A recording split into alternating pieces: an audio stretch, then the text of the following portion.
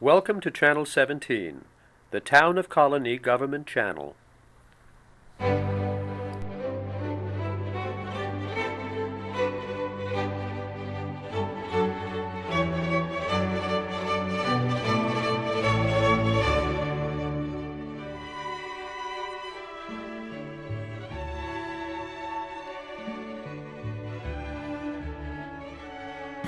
Thank you all for coming. I'm delighted to be here. I've led a couple of discussions at this library, not recently, but in the past, and I've always found it fun and a learning experience.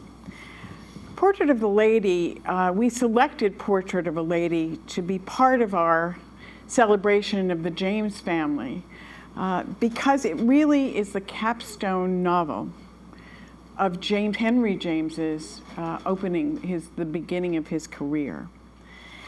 And I'm going to say something first to be provocative. I think that he was deconstructing the romance novel. Now, I don't know if any of you have read a romance novel. I published one a long time ago under an assumed name because I would not do it under my own name. And during that time, I read, I think it was about 250 to 300 romance novels. And they all have the same formula. And the formula is that a young woman meets, or an older woman now these days, meets a male, and there are many obstacles thrown in the course of this relationship. But eventually it comes out okay, and they get together and they live happily ever after. Well, this is not what happens in Portrait of a Lady, because something happens on the way to or after the wedding. And this is where James is so unique, because his heroine, Isabel Archer, who is from Albany, and I'll talk about that in a minute, is a young woman in her early 20s who decides that marriage is not the end goal for a woman. In fact, she says, I think it's vulgar to even think about marriage. And so she sets her own course. And in the course of that, in the course of planning her own course, what happens is she gets tripped up. And she becomes not a 19th century woman, but she becomes a 20th century woman. Or we might say a 21st century woman who is ensnared by really psychopathic people. Now, I don't know if any of you have read the novel, the 17th century novel, Dangerous Liaisons, or seen the film Dangerous Liaisons, but this couple in this, you've seen it, the couple in here, Madame Merle and Gilbert Osmond, remind me very much of Madame de Merteuil and the John Malkovich character. And John Malkovich, of course, was chosen by Jane Campion in her production of Portrait of a Lady. And he's wonderful at playing this part, which is the cad, the romantic cad, who really is, well, that's why I wrote Female Rage. That was about my first marriage, and I encountered someone like this and learned a lot, and then went happily ever after. But Isabel is encountering the same kind of character that we see in 20th century literature and 21st century literature. And so one of the questions that Richard was talking to me about was, why does she go back to him? Why in the end, does Isabel go back to him? So we can talk about that. But Isabel Archer begins as a very robust, intellectually curious, independent young woman. And she lives in her grandmother's house. Her mother's died, and her father has just recently died, and he's sort of brought her up. But he is rather a problematic father in the sense that he gives her a very unconventional upbringing. She doesn't adhere to traditional values of women, and she thinks for herself. She's a critical thinker. She's very independent, or thinks she is. She's attractive, and she has a sense of her own power.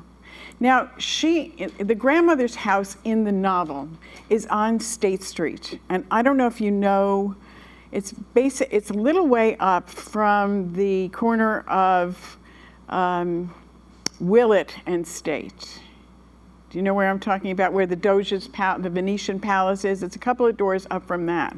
The original James family, you were talking about the grandfather and the father, they lived, do you know where Flaws was downtown, any of you? That's dating myself a lot. They lived exactly in a house, and it was a brick house, where Flaws was. That's been destroyed, obviously, but that's sort of the landscape. So here she is in this house on State Street, reading in the back room, and she is visited by her aunt, whose name is Mrs. Touchett, and who invites her to go to Europe. And so, as an independent young woman, Isabel decides that she's going to find her own adventure. And she sets off for Europe. Now, in many ways, this novel is what we call a coming-of-age novel. But it's unusual because it's the coming of age of a young woman rather than a young man. We have a lot of coming-of-age novels of young men, but here it's a coming-of-age novel of a young woman who's an orphan, and she travels to Europe with her dowager aunt, who apparently lives independently from the husband. And Isabel sees this as a role model of a marriage. And I think what happens in this novel is that the whole idea of marriage itself tests Isabel's character. It shows who she is and what she's made of. But before that, and the authors who actually were writing at the same time, and the heroines that we see at the same time, whether it's Anna Karenina, or Emma Bovary, or Edith Wharton's Lily Bart in House of Mirth, what happens to all of them at the end of the novel? Yes, they kill themselves. And that's the solution. That seems to be the solution for women who are betrayed or enraged or whatever. I mean, Anna Karenina gets so mad she finds out that, Vronsky has betrayed her. Emma Bovary is a different story. Emma Bovary cannot stand the fact that she's so bored, and that she's also, she's a shopaholic. And she poisons herself. So one throws herself under the train, and then there's Lily Bart, who dies in poverty. So we have these examples of 19th century women. And my point is that what happens to Isabel Archer is she steps into the 20th century. And even though she ends up going back to Gilbert Osmond, she still allows herself to make an existential choice, which is, I will stay with him. And she doesn't end up in the best situation, because I think that is what we would call today a codependent relationship, a sick relationship, because of his personality, because what I think Isabel does is she dumbs herself down for this guy. She makes herself less intelligent. She sort of diminishes her power and her presence. But of course, there's also money involved in the bargain. So here she is, this figure on the cusp of modernism between Emma Bovary and, I suppose, who's the other one in, it's an American novel, who walks into the water, you know what I mean, in The Awakening. I can't remember. Who? Yeah, it's Kate Chopin's The Novel, but I'm trying to think of the heroine, and she also walks into the bayou and kills herself. So at least Isabel is a survivor, and I think James is saying here that in many ways that is her Americanism, that she does survive, and she will survive, and we don't know how she is going to survive. We don't know what's going to happen. In Dangerous Liaisons, the woman also, Madame de Tourvel, she also gets sick and dies. So that's the feminine solution that is not involved here. the whole idea of Portrait of a Lady, too, is about her independence. And I think in many ways she is so dogged about her own independence that in some ways it ruins her life, because she puts that independence above her happiness, actually. And I think she has that kind of obsessive quality about her independence that destroys the kind of relationship she could have had. Now, in many ways, this novel is also like a fairy tale. You know, in fairy tales, there's always threes. You know, or in jokes, there are always threes. And it's a rabbi, a priest, and, and three is a very satisfying number in fairy tales and in novels. The Three Little Pigs, you can go on and on and on. Here she has three suitors.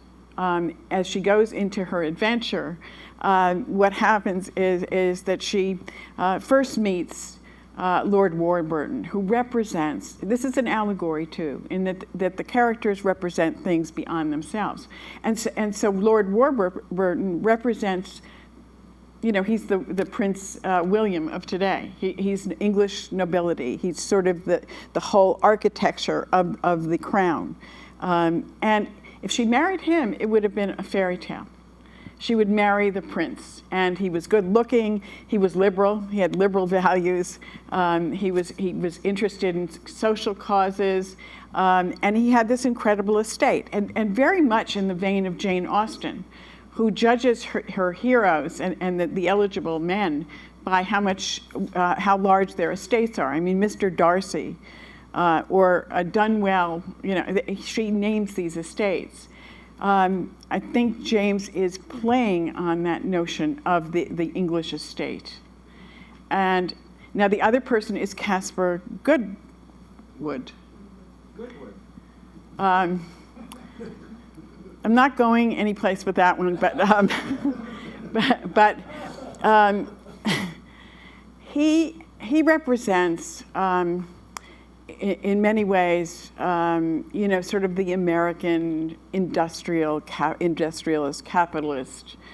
He is the son of a capitalist who has a mill in Boston, and he is the one who actually connects with her in a kind of passionate way, and she is freaked out by that.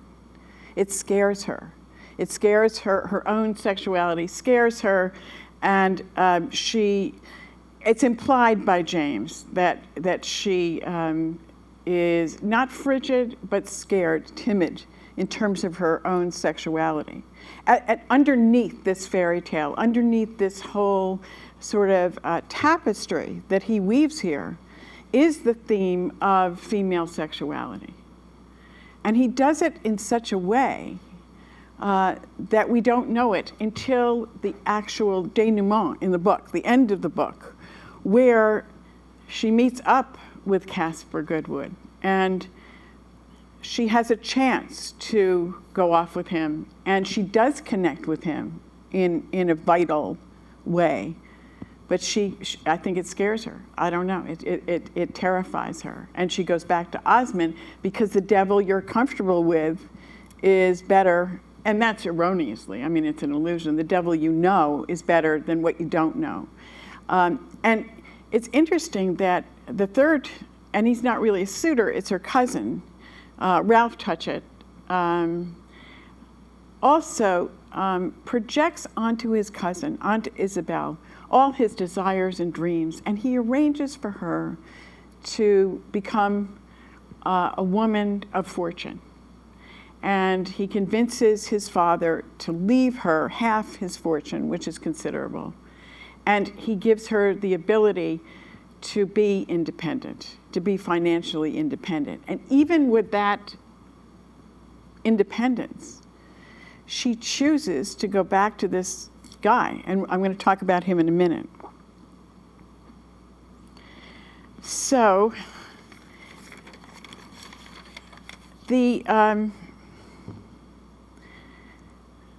The other characters in the book are quite interesting, and I'm going to get to Gilbert Osmond in a minute. But Harriet Stackpole is Isabel Archer's best friend, and she is a reporter who definitely is sort of the new woman, and she ends up marrying Banting.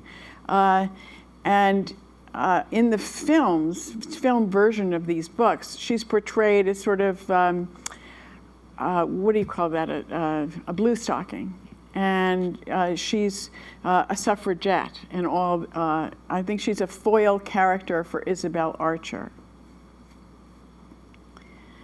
But she tells her that she really must insist on her independence. Now, Gilbert Osmond. Isabel rejects the English lord. She eschews the American capitalist. She accepts the money from the Touchett family. But then she gets ensnared with this Madame Merle, who is played in the Campion version of the film by Barbara Hershey. And what happens is that evil is introduced into the novel in the form of two characters who are calculating, narcissistic, manipulative. And what does Isabel do? She falls prey to Madame Merle. And as she falls prey to her, she becomes very well traveled. She travels in Europe. And she becomes familiar with European culture. And as is very often the case in Henry James novels, you have this kind of polarity between American idealism and innocence and European, I guess the best word for it is a kind of jadedness, if I can use that word. The layering of the European experience, the history.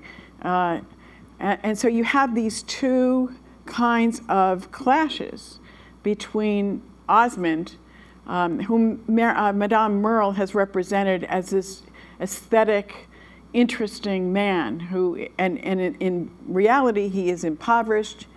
He is doesn't do anything. He's very lazy, and what happens is that he charms her. Now, when I was co-writing Romantic Intelligence with my husband, who's a psychologist, we said in that book, and it's sort of a self-help book for intelligent people on how to have good relationships. And we said, if you hear somebody is charming, it's a red flag. Because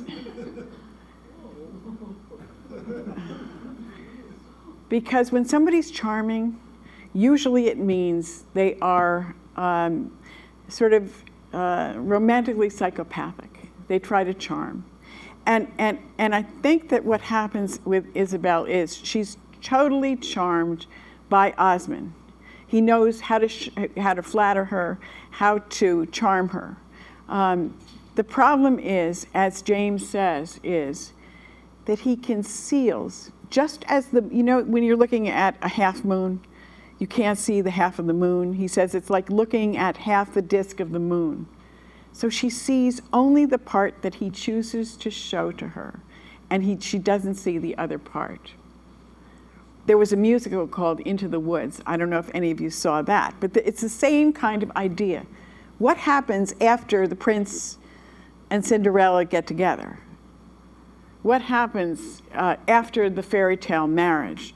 A lot of my students are discovering that after they've spent $80,000 on a wedding, they really get to know the person in the next few months, and it can be a disaster. So I think she marries him, and then it's a year later that she is, as one of the quotes I found was, she's one of the most unhappy women in the world.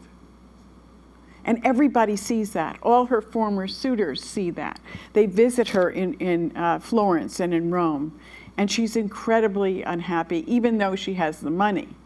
Now, I did want to mention a couple of things that literary critics and professors like me notice in books, and that is that James mentions the word labyrinth about 7 times in here. And you all know that what a labyrinth is? It's a maze, and it comes out of Greek mythology. And it's a maze in Greek mythology where the Minotaur lives, right? And the Minotaur is the product of an act of bestiality on the part of the Queen of Crete and a bull.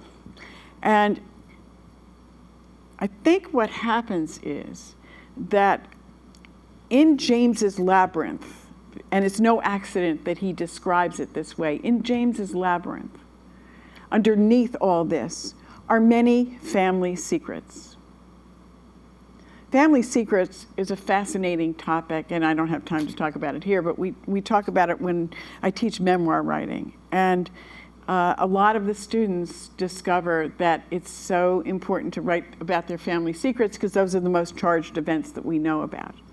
And what happens in this novel is that through a series of walks or paths through this labyrinth, and this labyrinth produces emotional, psychological twists, events. You don't know where it's going next. And the psychology in here, which we don't have time to talk about today, but the psychology in here involves masochism, it involves narcissism, primary, secondary narcissism, obsession, all those things. And that's part of the labyrinth. But underneath that are family secrets and a series of disclosures, because the novel moves towards revealing secrets. And that's what doesn't happen in a romance novel.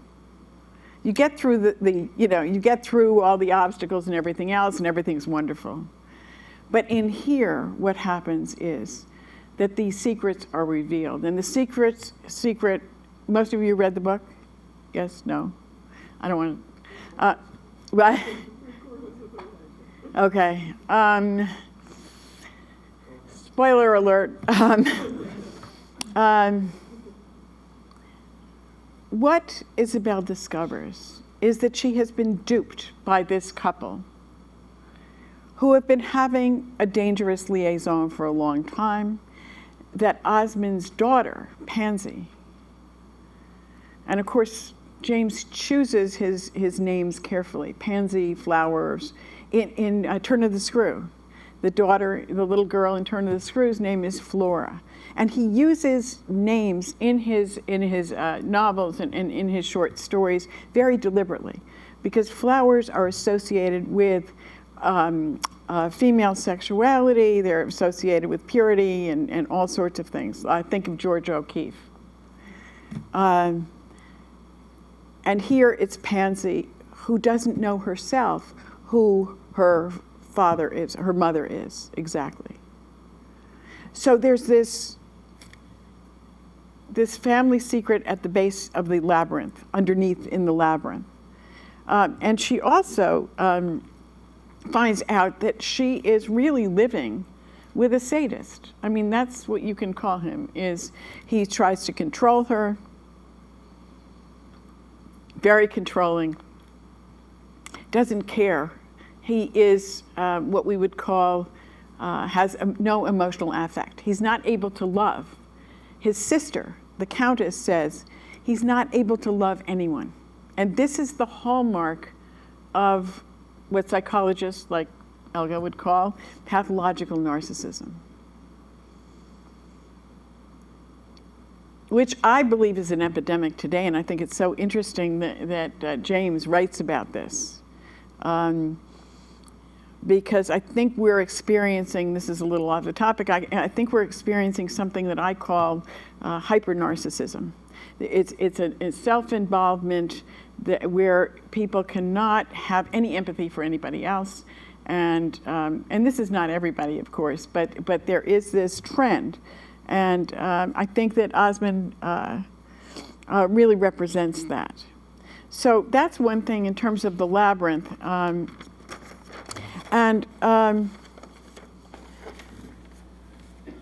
I think that James's view of humanity ultimately is cynical. I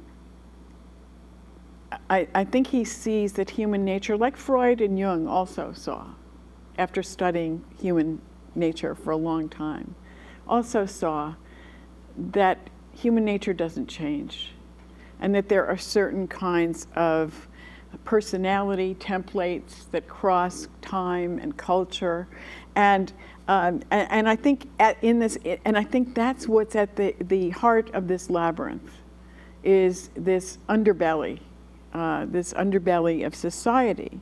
Now there are good characters in here, and I think that Isabel is certainly capable of love, but she is afraid. She has a lot of phobias and fears about all this kind of thing.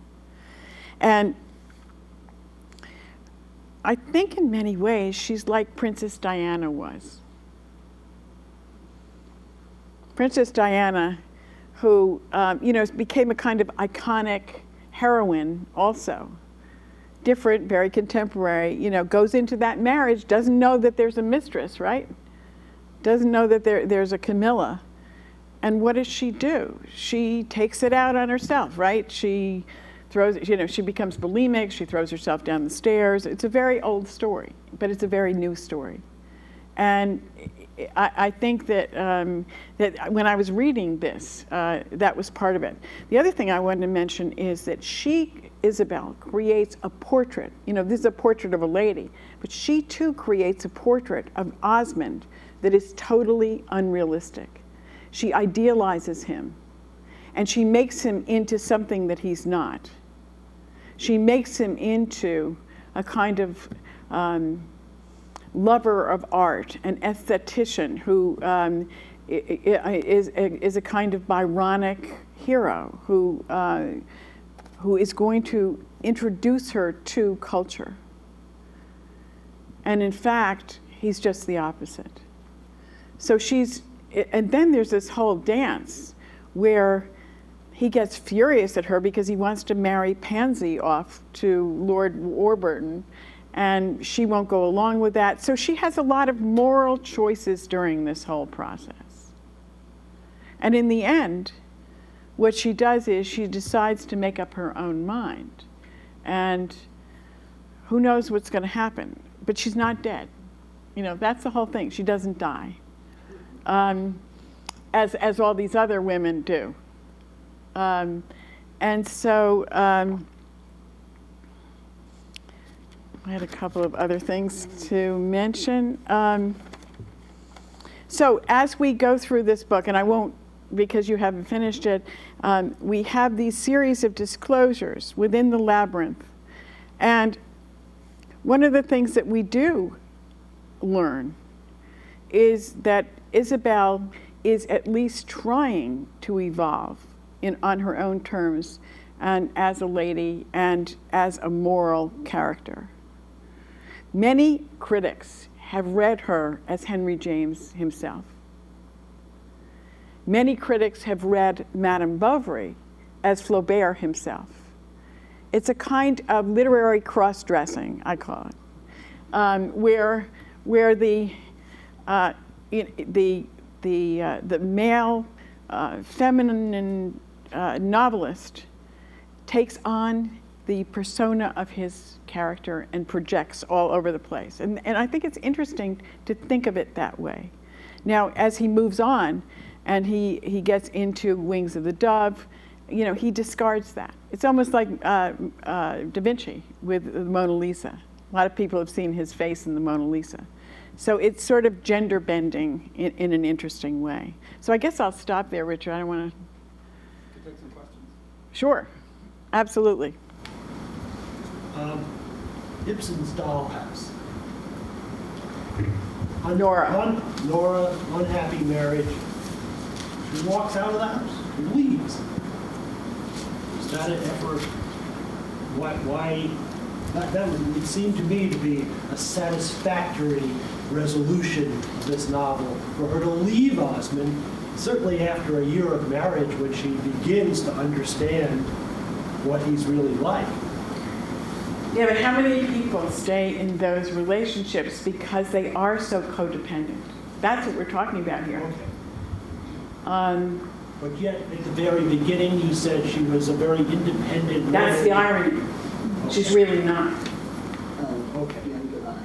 Underlying that, she's actually, I think she's very masochistic. But that's my reading of, my sort of, sick reading of it. But I do think that he deals with that. And I think Henry James himself was kind of masochistic. It's like Freud, who reads the case histories. And he reads himself into, his case histories and into psychoanalysis. He had all these neurotic tendencies. He wouldn't walk when he was in Vienna. He only had to walk around the outside of the square because he had agoraphobia, and he couldn't walk outside. He also, as you know, died of cigar smoking. And it's so interesting how, in some way, James has written himself into this whole thing. And you can never know. It just depends on the reading, and it depends on what portrait you're getting. But to answer your question, I think the healthy thing is to leave, but how many people don't? It's tough to leave. It's tough, particularly for women. And in this case, she has the money, so she can, that's what is puzzling to me, that she has the money. Other questions? But in that era, she's not going to leave. This is years ago. It isn't now that you're talking about her life. No, we're talking about late 19th century here.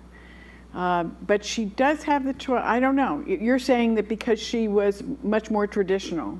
In that era, yes. You just didn't do that. Even though most of the time it was because financially, but also socially, you just didn't. Socially. And do you know when divorce began to start to be acceptable? 60s? Well, my mother was divorced in 1963, and she was like an outcast. She was a scarlet woman because she decided to do that. And so I think it wasn't acceptable till the mid-70s, 80s, Bob and Ken and Carol and Alice, that kind of thing, yes. Most women didn't have the skills. Most women were housewives at the Absolutely. time, and they were afraid to leave. I remember my son coming home from school and feeling very sorry for some friend of his whose mother was very unhappy and was afraid to leave because she had 5 children and didn't know what to do. Right. And this was, well, a little after that even. Oh, sure. And you didn't hear about it. Right. You didn't hear about divorce. Right, exactly. And divorce, was the D word. But in her case, she starts off, though, that she's unconventional. And then becomes very conventional. That's what I'm saying, which is kind That's of... why I say it's a It has to be an destruction. underline. She's still afraid. Yes. And there's a little pathology there. That's, I don't like to demonize her, but there's something there that's a little off. Most people are a little off. You don't have to convince me of that. Yes. I know, that's why I'm saying it. Yeah, I can right. tell. Yeah. Yes. I have a question from a man's point of view, because men, I've had this discussion with female friends, is men have a certain degree of difficulty in understanding Women? why women are attracted to these types of Bad boys. Yeah, these types of charming characters in the first place. Because for men, for the most part, see through this very easily I and think that's a readily. brilliant question. I think I'll give it from a male's perspective, because a man has to be able to act and convey his own integrity and commitment through his actions. And men, again, growing up on the street when you're a kid, right? You saw it right away. This guy was all talk, well, take a hike, But women somehow don't see that. And I wonder if you could shed a little light on this. I think that's a very interesting question. I really do. I mean, that's the question of our times, or not so much our times, but certainly those times, but still, like, as these I think it's a real question for the 20th over, century, but I also think that yeah.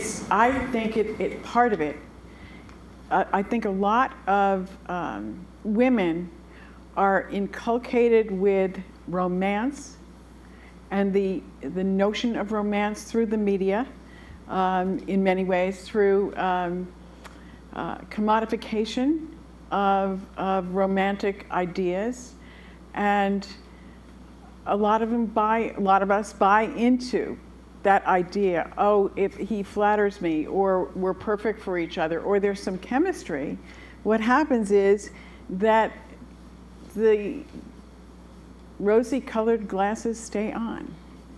And they stay on because of self-esteem issues. And I think that in general, women struggle more because of issues with the body and image and all that.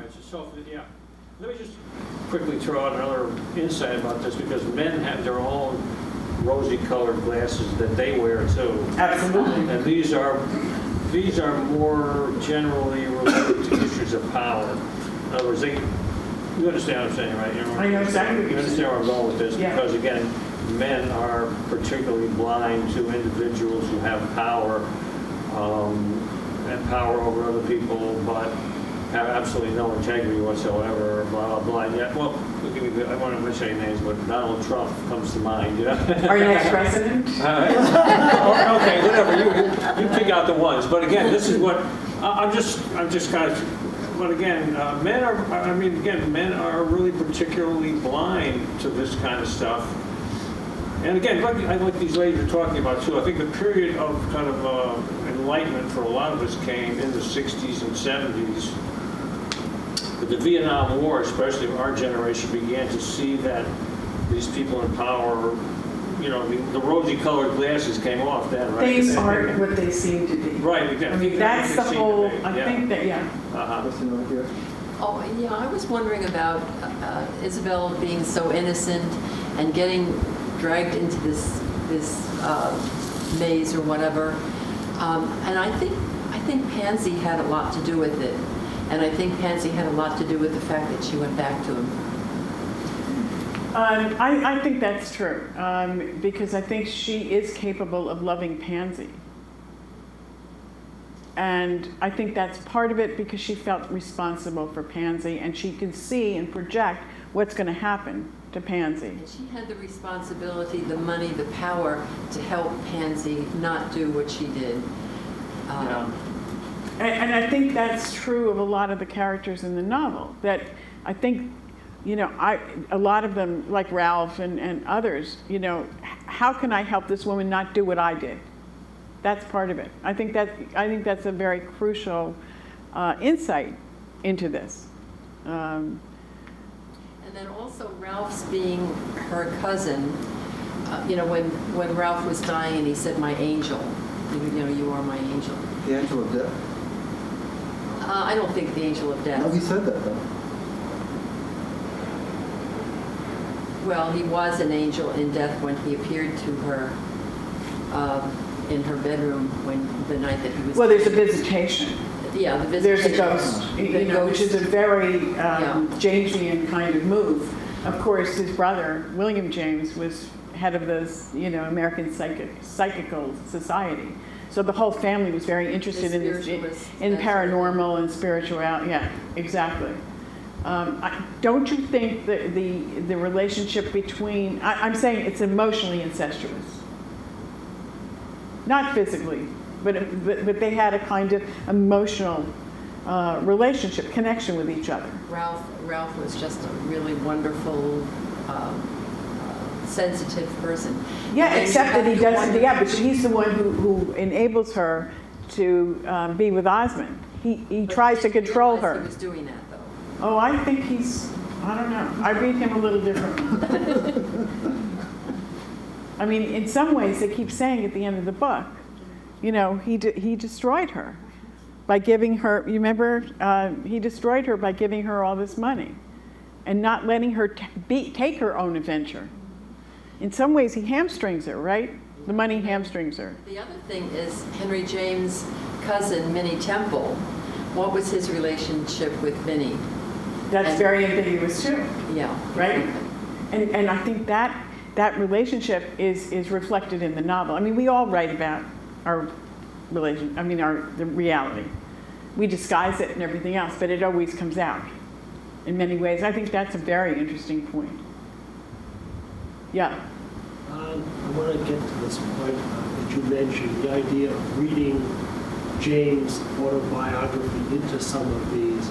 There was an interesting book a few years back called The Master by the Irish writer Coleman. Right. And it seems that James himself was a gay man who had some very unhappy sexual experiences, or speculate that he did in that book. And I'm wondering if I'm reading too much into this, theorizing that maybe he was indeed Isabel, yes. Yeah, I don't think it, a lot of critics have written about this. Okay. Yeah, oh, sure. I mean, that's sort of the He whole... was trapped in bad relationships, and maybe he thinks of himself as the innocent in some respect. Absolutely, and that's why critics have written about James in this way. And there's been a lot written in terms. I'm not an expert on the biography by any means, but I've read a lot of theory on it, and you're not way off at all. Anything else? Does James give any hints about what he was doing in this novel? I know there's a preface which I'd hoped to have read before I came, and I couldn't today.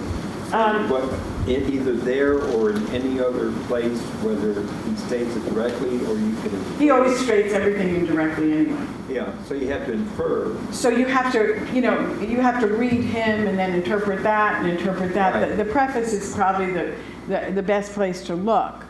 But I think he does more of that in Turn of the Screw, for example. He said this story won't tell. It won't give its meaning. And you see, in the Turn of the Screw, you have the same kind of ambiguity, especially about pedophilia and child molestation and all that kind of thing. So you've got all this stuff going on. I think it's a really interesting question you ask about, does he comment on it? You can't take what authors say anyway as how to read it. I think sometimes they lie. Sometimes, or we lie, I should say. Sometimes they don't know. We're dealing with a lot of subconscious stuff here, too. He's dealing with the material of the unconscious, especially in the end of the 19th and early 20th century, where you're beginning to see, I can use a fancy word, interiority, which is about the inner life. Before that, novels were not concerned with the inner life. And now, that famous chapter in here, chapter 42, where Isabel goes and she sits and meditates about what kind of a lousy marriage she has. This is very, very unusual for the novelist, and it becomes really a touchstone. I think chapter 42, if you go back and read chapter 42, that is a kind of gateway to this novel. I've read it, I was on a boat over the weekend going to Nantucket, and I kept reading that chapter over and over, and of course the boat's but it kept my mind off I don't get seasick, but it kept my mind off the waves. And I think that chapter, if you go back and read it again and again, it really does disclose what he was up to. Thank you so much. Oh, you're welcome.